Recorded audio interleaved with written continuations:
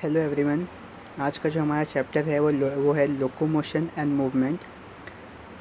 इस चैप्टर में से नीट में से फ्रीक्वेंटली क्वेश्चंस पूछे जाते हैं और ज़्यादातर क्वेश्चंस स्ट्रिक्टली एनसीईआरटी बेस्ड होते हैं। तो हम इस चैप्टर में जो एनसीईआरटी से क्वेश्चंस पूछते हैं तो NCERT line to line describe करेंगे, और जो एनसीईआरटी के बाहर के पॉइंट्स है जिससे कि क्वेश्चंस पूछे जाते हैं वो भी हम इन लेक्चर के लास्ट में डिस्कस करेंगे। हम स्टार्ट करते हैं locomotion and movement.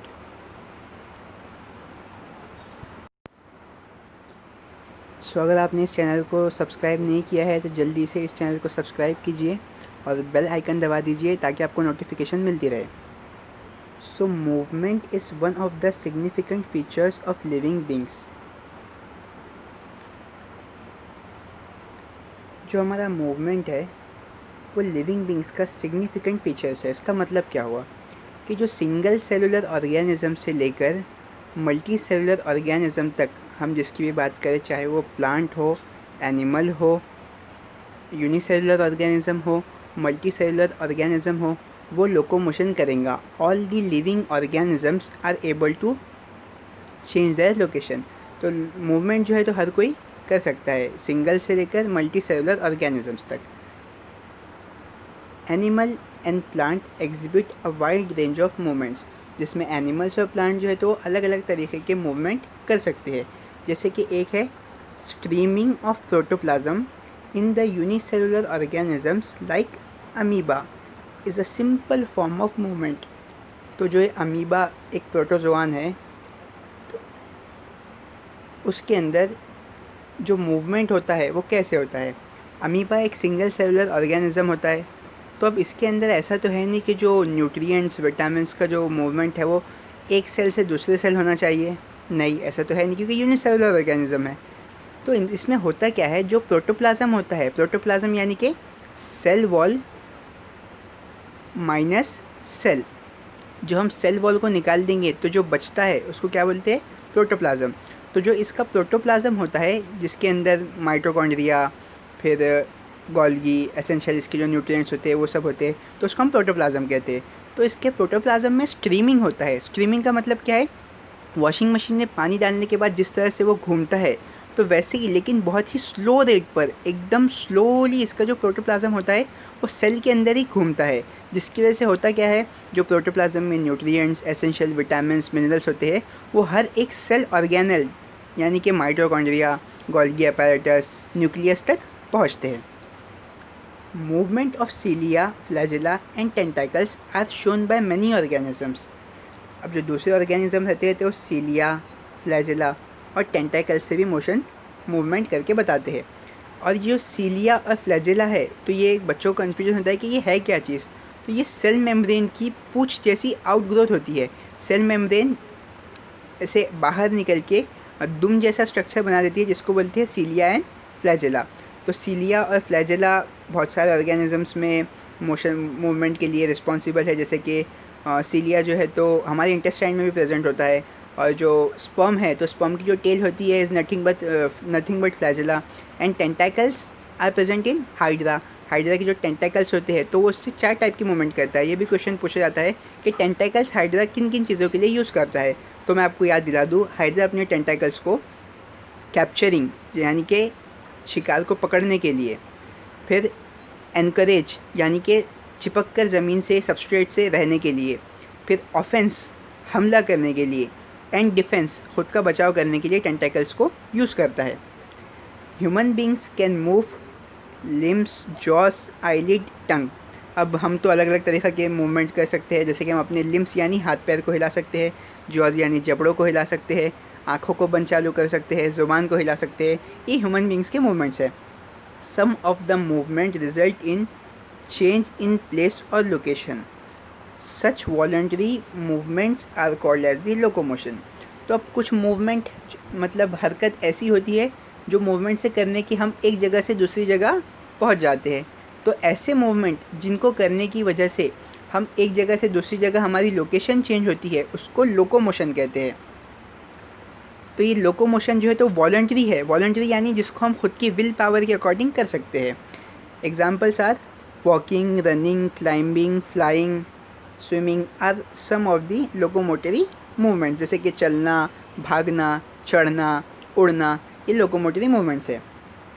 Locomotory structures need not be different from those affecting other types of the structures, other type of the movement.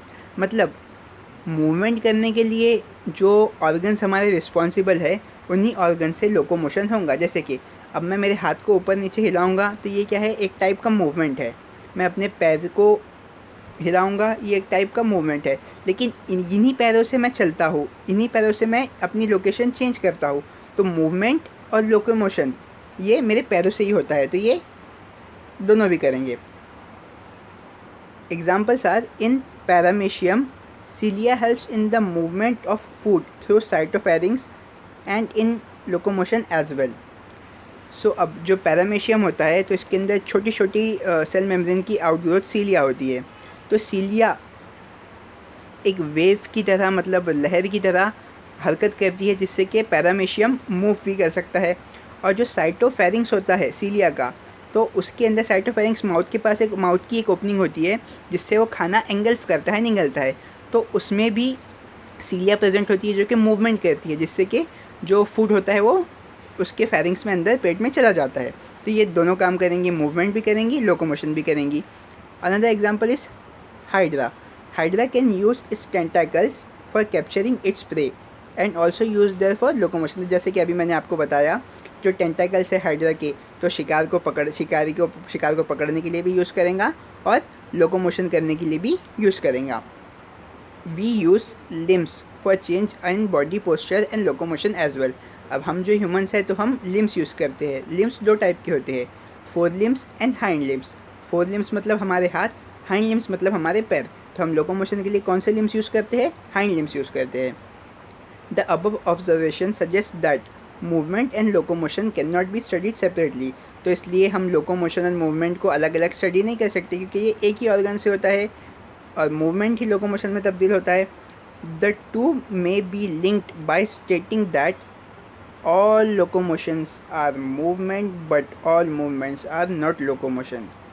ये जो स्टेटमेंट है तो बहुत ही इंपॉर्टेंट है, इसको आप याद भी रखिए और समझ भी लीजिए कि जितने भी लोकोमोशन हैं वो एक हिसाब से मूवमेंट है, लेकिन हर मूवमेंट लोकोमोशन नहीं होता।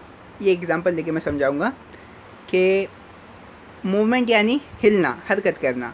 तो अब जब मैं अपनी लोकेशन चेंज कर रहा हूँ, मैं यहाँ से चल के वहाँ जा रहा हूँ, तो ये क्या हुआ? लोकोमोशन हुआ। लेकिन मैं हरकत तो कर रहा हूँ, हिल तो रहा हूँ, तो ये मूवमेंट भी है। लेकिन मैं सिर्फ अपना हाथ हिला रहा हूँ तो मैं मूवमेंट तो कर रहा हूँ, लेकिन लोकेशन मेरी चेंज हुई नहीं हुई, तो ये लोकोमोशन नहीं है। That's why it is said that all locomotions are movement but all movements are not locomotion. Methods of locomotion performed by animals vary with their habitats and the demand of the situation. तो अब हम locomotion जो करते हैं, एक जगह से दूसरी जगह अपनी लोकेशन को चेंज जो करते हैं, तो वो डिपेंड करता है हमारे हैबिटेट पे। हैबिटेट यानी जहाँ हम रहते हैं। अब जो ऑर्गेनिज्म पानी में रहता है वो अलग तरीके से लोकोमोशन करेगा, जो ज़मीन पे रहता है वो अलग तरीके से लोकोमोशन करेगा, जो हवा में उड़ते हैं वो अलग तरीके से लोकोमोशन करेंगे। और ये उस पर भी डिपेंड करता है कि डिमांड ऑफ दिस सिचुएशन क्या है, हम लोकोमोशन करना क्यों चाहते हैं।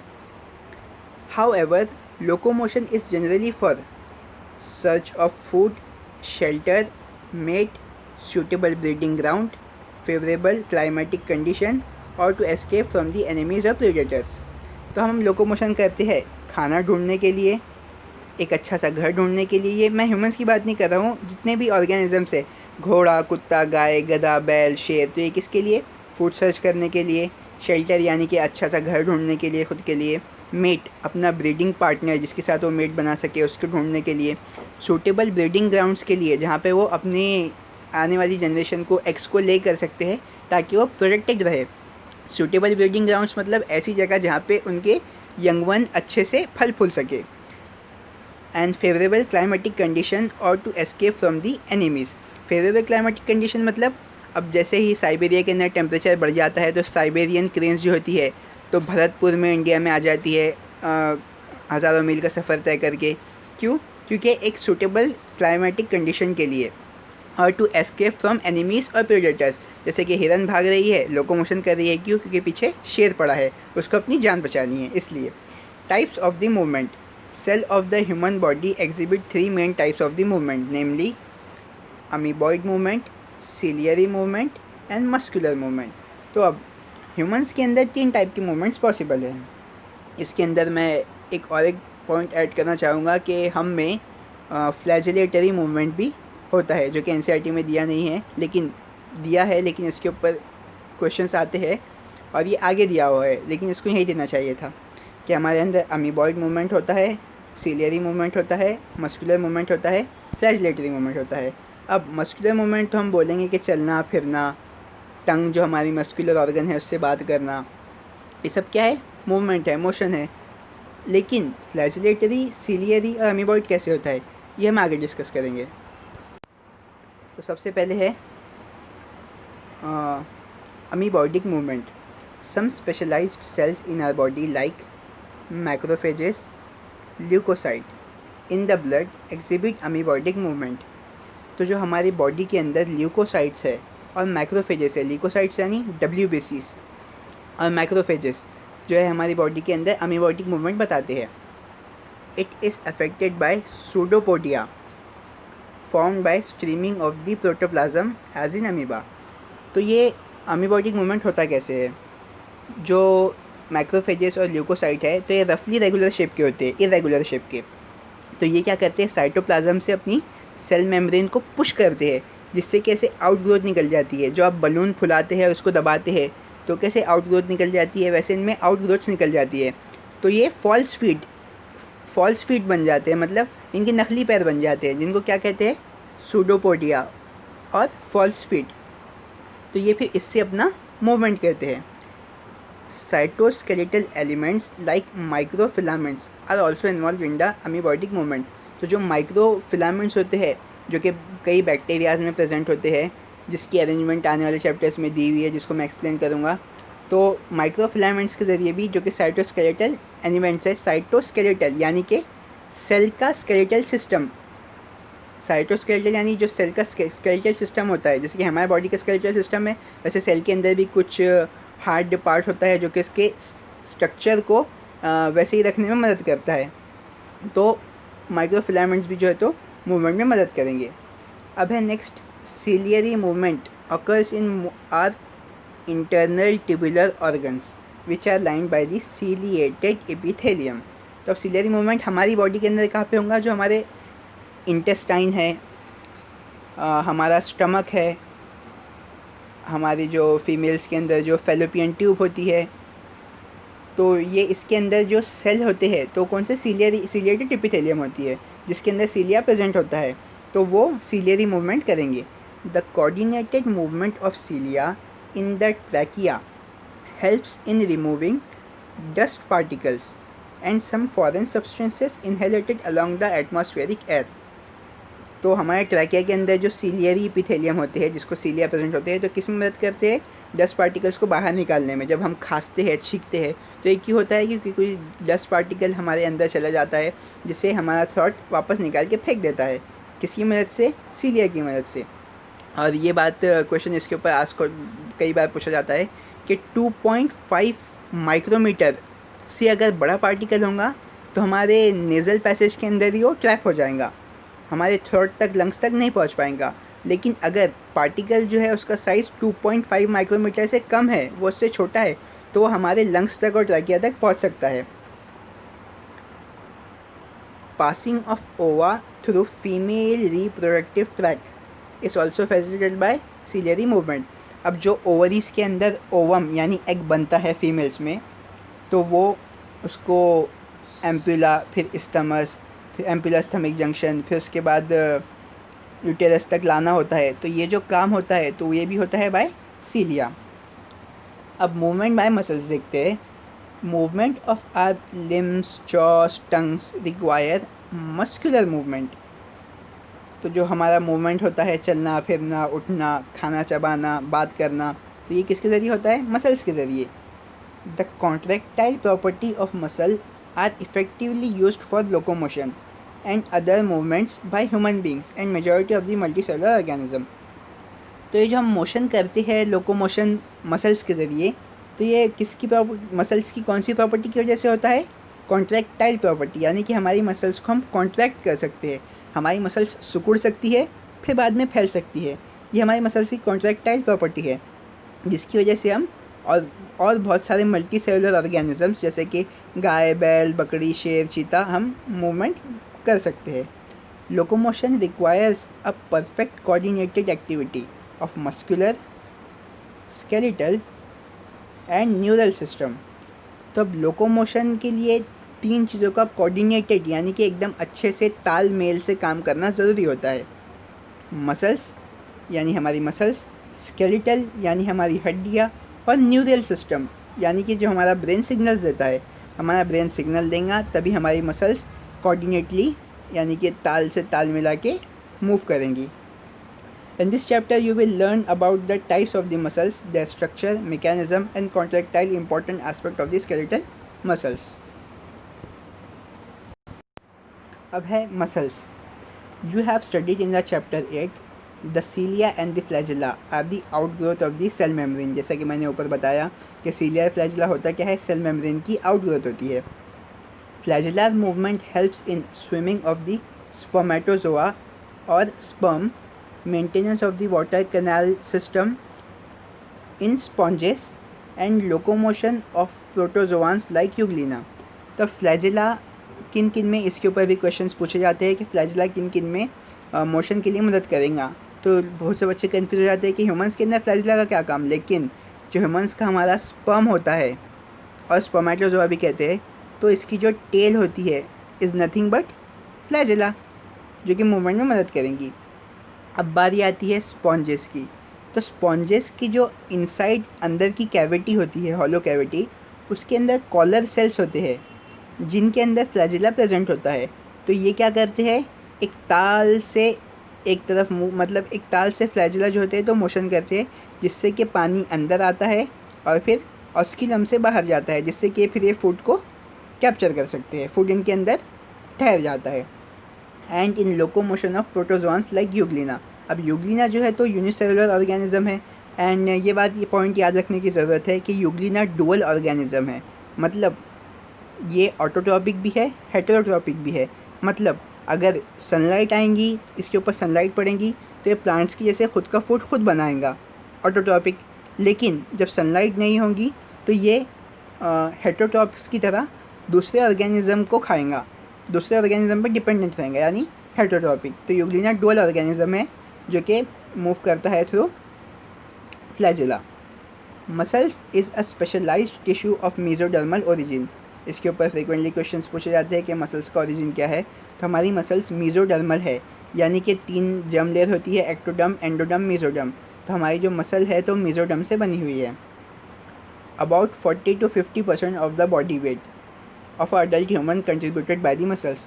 तो ये 40 से 50% हमारी जो वेट होता है तो ये मसल्स की वजह से होता है, मसल्स का होता है। They have specialised properties like excitability, contractility, extensibility and elasticity. तो हमारी मसल्स की जो खसूसियत है, हमारी मसल्स की जो प्रॉपर्टीज़ है वो कौन कौन सी है? एक्साइटेबिलिटी, मतलब इलेक्ट्रिक करंट मिलने पर या सिग्नल मिलने पर ये एक्साइटेड हो जाती है। कॉन्ट्रैक्टिबिलिटी, इसको हम कॉन्ट्रैक्ट कर सकते हैं, सिकुड़ सकते हैं। एक्सटेंसिबिलिटी, ये खिंच सकती है, खींची जा सकती है। एंड इलास्टिसिटी, इनमें इलास्टिक प्रॉपर्टी भी होती है। Muscles have been classified using different criteria, namely location, appearance, nature of regulation of their activity. तो 3 चीज़ों के बेसिस पे हम मसल्स को क्लासीफाई करेंगे कि लोकेशन प्रेजेंट कहाँ पे होती है, अपीयरेंस दिखती कैसी है, and nature of regulation there activities, मतलब ये खुद को रेगुलेट कैसे करती है, यानी कि वॉलंटरी है या इनवॉलंटरी है। वॉलंटरी मसल्स यानी कि जिसको हम कंट्रोल कर सकते हैं, जो हमारे विल पावर के अकॉर्डिंग कंट्रोल होती है। इनवॉलेंट्री मसल्स जो कि हमारे विल पावर के अकॉर्डिंग कंट्रोल हम नहीं कर सकते, वो खुद का खुद दिमाग से सिग्नल देती है, फंक्शन करती है। तो on the basis of these points we have skeletal muscle, visceral muscle and cardiac muscle. तो सबसे पहले हम देखेंगे skeletal muscle. So skeletal muscles are closely associated with the skeletal components of our body. Skeletal muscles जो होती है तो हमारी हड्डियों के साथ, जो स्केलेटल सिस्टम है, हड्डियाँ यानी बोन्स एंड कार्टिलेज, उनके साथ क्लोजली एसोसिएटेड यानी कि जुड़ी हुई होती है. दे हैव स्ट्रिप्ड अपीयरेंस, यानी इनके ऊपर लाइन के लाइट और डार्क बैंड्स बने हुए होते हैं. लाइन प्रेजेंट होती है, जैसे कि देखिए इसके अंदर ये जो लाइनिंग प्रेजेंट है ये है striated appearance under the microscope. Hence these are also known as the striated muscles, इसलिए इनको स्ट्राइटेड मसल्स भी कहते हैं. As their activities are under the voluntary control of the nervous system, they also known as the voluntary muscles. जैसे कि मैंने अभी आपको ऊपर बताया कि वॉलंटरी इनवॉलंटरी क्या है. इनकी जो एक्टिविटी होती है तो ये हमारे अकॉर्डिंग टू विल पावर होती है, हम इनको मूवमेंट इनको दे सकते हैं. तो hence these are also known as the voluntary muscles. They are primarily involve in locomotory actions and changes of the body postures. तो अब ये स्केलेटल मसल्स का मेन फंक्शन क्या होता है, ये बॉडी की लोकोमोशन के लिए, जैसे कि चलना फिरना, फिर मूवमेंट्स के लिए, उठना बैठने के लिए काम आती है. जैसे कि स्केलेटल मसल्स हमारे बाइसेप्स, ट्राइसेप्स, हमारे हाथ पैर की, मुंह की, जबड़े की मसल्स, ये जो है तो स्केलेटल मसल्स है. अब बात आती है विसरल्स मसल्स की. Visceral muscles are located in the inner walls of the hollow visceral organs like alimentary canal, reproductive tract. They do not exhibit any striations. पहले ये पॉइंट हम एक्सप्लेन करेंगे कि ये विसरल मसल्स कहाँ पे प्रेजेंट होती है, जो हमारी बॉडी की इनर वॉल्स है ऑफ हॉलो विसरल ऑर्गन, जैसे कि हमारी एलिमेंट्री कैनाल है, स्मॉल इंटेस्टाइन, लार्ज इंटेस्टाइन, फिर रेक्टम है जिसके अंदर फीसेस स्टोर होता है, फिर हमारा जो स्टमक है, तो वो उनमें जो मसल्स होती है तो वो कौन सी होती है, विसरल मसल्स. हमारे रिप्रोडक्टिव ट्रैक के अंदर भी विसरल मसल्स प्रेजेंट होती है. They do not exhibit any striations and are smooth in appearance, hence called as the smooth muscles और नॉन स्ट्राइटेड मसल्स.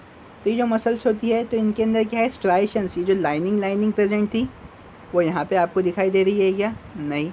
मतलब इन मसल्स के अंदर लाइन प्रेजेंट नहीं होंगी, स्ट्राइएशंस नहीं होंगे. Hence these are called as the non striated muscles और smooth muscles.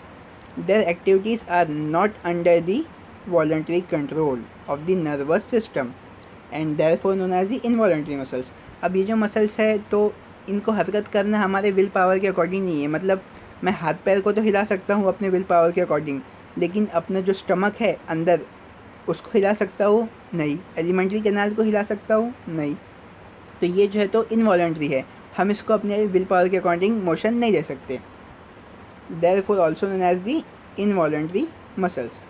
They assist for example in the transportation of the food through digestive tract, gametes through genital track.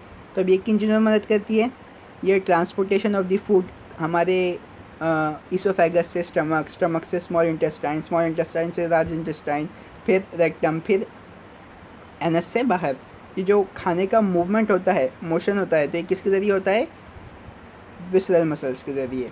और gametes through genital track, जो हमारे genital track होता है उससे male gametes that is sperm and female gamete जो कि ovum और egg है, तो इसको मोशन करने के अंदर भी विसरल मसल का हाथ होता है. अब नेक्स्ट जो हमारी मसल है वो है कार्डियक मसल. कार्डियक यानी दिल, मसल्स यानी मसल्स, दिल की muscle. As the name suggested, cardiac muscles are the muscles of heart. Many cardiac muscle cells assemble in a branching pattern to form a cardiac muscle. तो ये बात याद रखिए कि ब्रांचिंग बॉडी की किसी भी मसल में नहीं होती, सिर्फ इकलौती कार्डियक मसल्स है जिसके अंदर ब्रांचिंग प्रेजेंट होती है. Based on the appearance, cardiac muscles are striated, मतलब जो ऐसी लाइनिंग्स प्रेजेंट थी तो कार्डियक मसल के अंदर वो लाइनिंग्स प्रेजेंट होंगी. Hence these are striated muscles. They are involuntary in nature as the nervous system does not control their activities directly. मतलब जो हार्ट की मसल्स है, दिल की मसल्स है, वो इनवॉलेंट्री है, मतलब हम उसको कंट्रोल नहीं कर सकते. हम हमारे दिल को कंट्रोल कर सकते हैं नहीं, हम उसको रोक सकते हैं फिर बोल देंगे चालू हो जा, नहीं. दिल जो है तो हमारी विल पावर के अकॉर्डिंग मोशन नहीं करेगा. Hence these are involuntary muscles. Let us examine skeletal muscles in detail to understand the structure and mechanism of the contraction. अब हम स्केलेटन